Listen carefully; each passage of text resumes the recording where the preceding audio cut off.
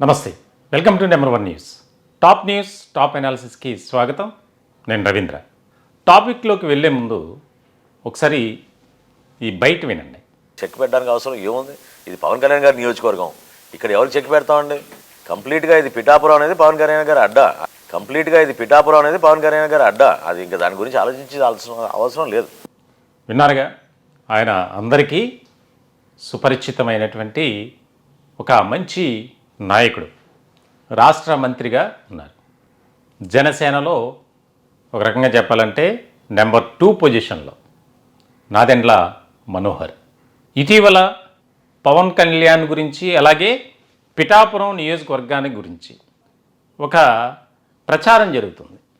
అదేంటంటే, పవన్ కళ్యాణ్ మా వల్లే గెలిచారు, మేము లేకపోతే పవన్ కళ్యాణ్ ఇక్కడ గెలిచేటువంటి పరిస్థితి లేదు, మా అధినాయకుడు ఆదేశాలు ఇచ్చారు కాబట్టి మేము జనసేన తరపున పనిచేసాం. ఈ వ్యాఖ్యలు ఎవరన్నవో, ఏ రకమైనటువంటి పరిస్థితుల నేపథ్యంలో బయటకు వచ్చాయో మనందరికీ తెలుసు. ఆయనే వర్మ. అయితే ఇప్పుడు చాలా కీలకమైనటువంటి ఒక పరిణామంగా రాష్ట్ర రాజకీయాల్లో చర్చ జరుగుతుంది. పిఠాపురం గడ్డ, పవన్ కళ్యాణ్ అడ్డా.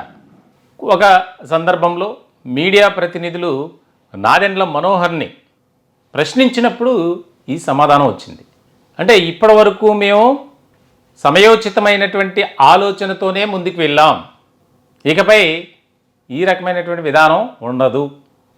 ఎందుకనంటే గతంలోనే అసలు పవన్ కళ్యాణ్ మా అధినాయకుడు పిఠాపురం నియోజకవర్గం నుంచే పోటీ చేయాలి, అనివార్య కారణాల వల్ల 2019 ఎన్నికల్లో 2 చోట్ల పోటీ చేయాల్సి వచ్చింది. ఇప్పుడు రాష్ట్ర రాజకీయాల్లో ఒక తీవ్రమైనటువంటి చర్చగా మారింది ఇది. పిఠాపురం గడ్డ, పవన్ కళ్యాణ్ అడ్డా. మొన్న జరిగినటువంటి ఎన్నికల్లో ముఖ్యంగా జనసేన పోటీ చేసినటువంటి అన్ని స్థానాల్లో విజయం సాధించడం, అలాగే పార్లమెంటు 2 స్థానాల్లో కూడా.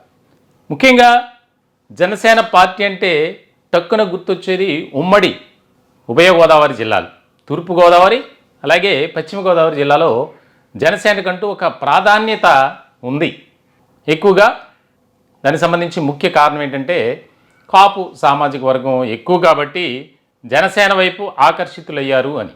అయితే ఇక్కడ ముఖ్యమైనటువంటి పాయింట్ ఏంటంటే, కేవలం కాపు సామాజిక వర్గానికి సంబంధించిన వారే కాదు, అన్ని వర్గాలకు సంబంధించి ఈ 2 జిల్లాల్లో జనసేన అంటే ఒక ప్రత్యేకమైనటువంటి ఆదరణ, అభిమానం అన్నీ ఉన్నాయి.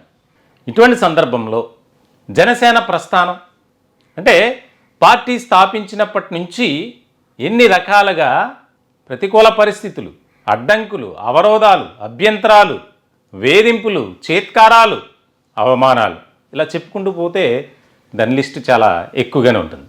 అయినా సరే పవన్ కళ్యాణ్ ఆయన పోరాట పటిమ ఏదైతే ఉందో ఎక్కడ కూడా ఆ టెంపర్ని లూజ్ చేయలే. అదే విధానంతో ముందుకు వెళ్ళారు.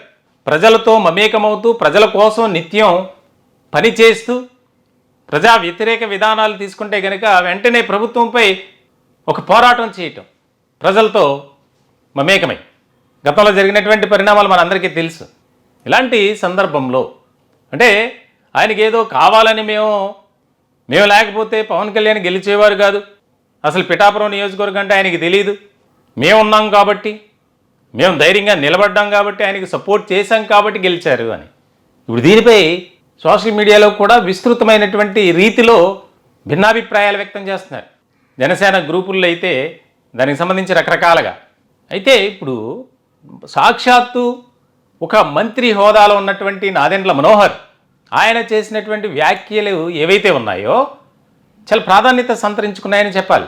అంటే పిఠాపురం మీ సొంతం కాదు అని క్లియర్ కట్గా చెప్పడం వెనుక అర్థం ఏంటంటే, ఇక మీరు మూసుకొని కూర్చోండి అని వాడుక భాషలో క్లియర్గా చెప్పాలంటే. ఎందుకంటే జరుగుతున్నటువంటి ప్రచారం కానీ ఆ యొక్క ఒక రకమైనటువంటి విధానంతో ముందుకు వెళ్తున్నారు, దానికి బ్రేక్ వేయాలంటే ఎవరో ఒకరు ముందుకు వచ్చి ఆ బాధ్యతను తీసుకుని మాట్లాడాలి. ఇటువంటి సందర్భంలోనే నాదెండ్ల మనోహర్ ఈ మాటలు మాట్లాడటం అనేది అత్యంత ప్రాధాన్యత సంతరించుకుంది.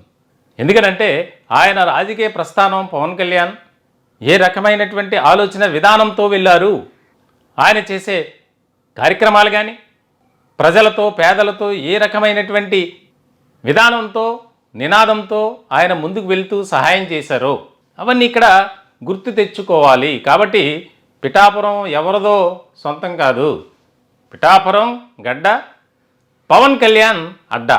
ఇక్కడ చాలా ఒక రకమైనటువంటి చర్చ జరుగుతుంది. ఎందుకంటే రాష్ట్ర రాజకీయాల్లో సాధారణంగా ఆయా పార్టీల మధ్య ఒక పోరాటం పోటీతత్వం అనేది ఉంటుంది. కానీ ఇక్కడ మిత్రపక్షాలు తెలుగుదేశం పార్టీ అలాగే జనసేన భారతీయ జనతా పార్టీ. ఇలాంటి సందర్భంలో ఇక్కడ చాలా ముఖ్యమైనటువంటి పరిణామంగా దీన్ని మనం అర్థం చేసుకోవాలి. ఆయన ఆ వ్యాఖ్యలు చేశారంటే దీని వెనుక చాలా స్టోరీ ఉంది. అధినాయకుడి అనుమతి లేకపోతే ఆయన అలా మాట్లాడరు అని. ఎందుకంటే ఈ మధ్యకాలంలో జనసేన పైన అలాగే జనసేన పార్టీలో ఉన్నటువంటి కొంతమంది ముఖ్యమైనటువంటి నేతలపై దుష్ప్రచారం అనేది జరుగుతుంది. అది ఎవరో చేస్తున్నది కాదు, తెలుగుదేశం పార్టీ నాయకుల ద్వారానే ఇది బయటకు వస్తుంది, స్ప్రెడ్ అవుతుంది, సోషల్ మీడియా వేదికగా ట్రోల్ అవుతుంది అనేది ఎప్పుడో జనసేన గుర్తించింది. ఇటువంటి సందర్భంలో ఆయన చేసినటువంటి వ్యాఖ్యలు ఒక్క పిఠాపురం నియోజకవర్గానికి కాదు, రాష్ట్ర వ్యాప్తంగా ఒక కీలకమైనటువంటి చర్చకు దారితీసింది. ఎందుకంటే రాజకీయాలు అంటే రకరకాలుగా ఉంటాయి. కానీ ఇప్పుడు ఇక్కడ కూటమిలో ప్రధానమైనటువంటి భూమిక పోషిస్తుంది జనసేన. ఇలాంటి సందర్భంలో రెండు పార్టీల మధ్య ఏమన్నా గ్యాప్ వస్తే కూటమికే కొంత ఇబ్బందికరమైనటువంటి పరిస్థితులు. కాబట్టి చాలా సంయమనంతో రెండు పార్టీల నాయకులు అడుగులు వేస్తున్నారు. ఒక రకంగా చెప్పాలంటే ఈ రెండు పార్టీల్లో తెలుగుదేశం బెటరా జనసేన బెటరా అంటే ఆ నాయకులు వ్యవహరిస్తున్నటువంటి తీరు కనుక మనం చూసుకుంటే ముఖ్యంగా ఇదేదో కావాలని చెప్తుంది కాదు. మేము రాజకీయ వర్గాల్లో పొలిటికల్ ఎక్స్పర్ట్స్ రాజకీయ నిపుణులు కూడా జనసేన చాలా సంయమనంతో ముందుకు వెళ్తుంది. అధినాయకుడు పవన్ కళ్యాణ్ దిశానిర్దేశం చేసిన విధంగానే జన సైనికులు కానీ ఆ పార్టీలో ముఖ్యమైనటువంటి నేతలు కానీ వ్యవహరిస్తున్నారు. గీత దాటేది తెలుగుదేశం పార్టీ అని ఒక రకమైనటువంటి చర్చ జరుగుతుంది. ఇలాంటి నేపథ్యంలో చాలా రోజులకి నాదెండ్ల మనోహర్ ఆయన మనోగతాన్ని బహిర్గతం చేయటం కూడా ఇక్కడ చాలా కీలకమైనటువంటి అంశం. పిఠాపురం గడ్డ పవన్ కళ్యాణ్ అడ్డా అంటే ఇక్కడ మేము నియోజకవర్గంలో జనసేన ఎవరో వచ్చి ఏదో చేస్తామంటే మాత్రం కుదరదు అని ఒక స్ట్రాంగ్ వార్నింగ్ అనే చెప్పుకోవాలి. మొత్తానికైతే ఒక ఆసక్తికరమైనటువంటి పరిణామంగా మారింది. దీనిపై చర్చ కూడా చాలా డిఫరెంట్గా నడుస్తుంది. రాష్ట్ర రాజకీయాల్లో ఇప్పటికే జనసేన తనకంటూ ఒక ముఖ్యమైనటువంటి పాత్ర పోషిస్తుంది. అలాగే ఒక ప్రత్యేకమైనటువంటి ప్రాధాన్యత సంతరించుకుంది రాష్ట్ర రాజకీయాల్లో చాలా కీలకమైనటువంటి పార్టీగా. మొత్తానికైతే చాలా అంతా కూడా నాదెండ్ల మనోహర్ చేసినటువంటి వ్యాఖ్యలకైతే తెలుగుదేశం పార్టీ నాయకులు ఎవ్వరూ కూడా మాట్లాడే పరిస్థితి లేదు, మాట్లాడట్లా. ఎందుకనంటే మాట్లాడితే మరొక వివాదం, ఎందుకు వచ్చిన ఈ పంచాయతీ అని చెప్పి కూడా సైలెంట్గా ఉండుండొచ్చు. ఎందుకనంటే వాస్తవమైనటువంటి విషయమే నాదెండ్ల మనోహర్ మాట్లాడారు కాబట్టి వారిక కాముగా ఉండాలి, తప్పని పరిస్థితుల్లో అలా ఉన్నారు అనేది. మొత్తానికైతే చూడాలి రానున్న రోజుల్లో రాజకీయంగా ఆంధ్రప్రదేశ్లో చాలా కీలకమైనటువంటి మార్పులు చేర్పులు చోటు చేసుకుంటాయి ఖచ్చితంగా అనేది మాత్రం మనకి కొన్ని పరిణామాల ఆధారంగా చెప్పొచ్చు. ఈ టాపిక్పై మీ విలువైనటువంటి అభిప్రాయాలు సలహాలు సూచనలు కామెంట్ రూపంలో తెలియజేయండి. దయచేసి మా ఛానల్ని సబ్స్క్రైబ్ చేసుకోండి. Thank you.